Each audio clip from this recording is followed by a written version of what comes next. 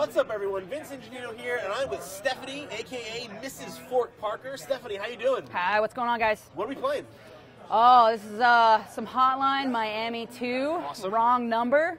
What you're looking at right now is the first scene after the opening sequence, which we showed at E3 last year. Cool. So the scene opens up, and there's some dudes sitting on a couch. They're all wearing Those look different like dudes, Stephanie. Well, they're pixelated figures. What, couldn't they be dudettes? They could be dudettes. I guess you don't really know right now because everyone's wearing a different mask, but they're sitting around a party. They're talking about whether or not we're going to go do this. You don't really know what they're talking about at this point. You just know that you now control a character that may or may not be Jacket, and you're supposed to get in a car and go do something. And so that takes you to the first level, which is down under, as you can see. And you're going to have a choice here between, we have two masks available. If you use the first mask, you're going to be a little faster. If you use the second mask, you cannot use weapons, but your punch is Nice. I like that. super potent. Cool. So story-wise, I mean, the narrative behind this game. Whoops, I'm dead. You will die a lot. The narrative behind.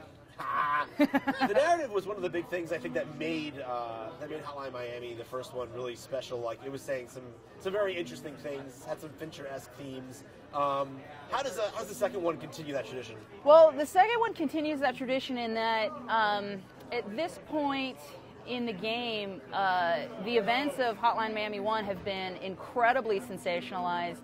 It's almost akin to Natural Born Killers, Mickey and Mallory. They're being celebrated in pop culture. Jacket's being celebrated in pop culture.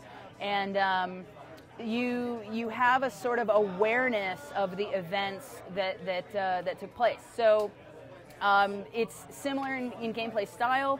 As these first few levels start to unfold, you get back into the gameplay, you get back into the fast-paced action, and then eventually, via the cutscenes and other things that happen in the game, the story starts to unfold, and you discover a lot more about the character that you're playing and how that fits into the overall narrative of the game, as well as just generally killing a lot of people as fast as you humanly can. Well, yeah, it definitely wouldn't be Hotline Miami without that.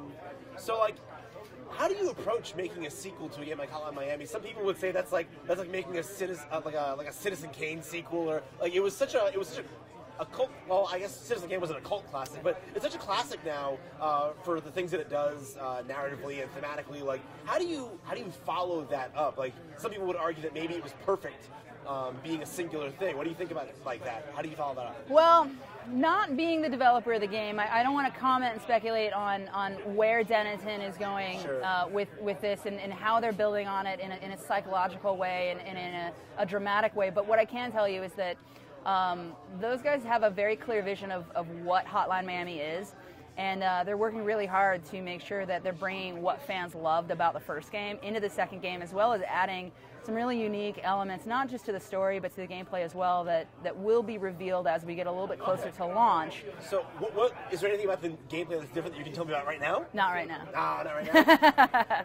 Right now I'm having a good time just kind of like right-hooking people to death. That's I was going to say, you can't really complain about getting in and splattering some more heads all over the walls here. Yeah, this is tough without weapons, but I dig being able to punch people to death. So, obviously the soundtrack was a big part of the first one's appeal. Yes.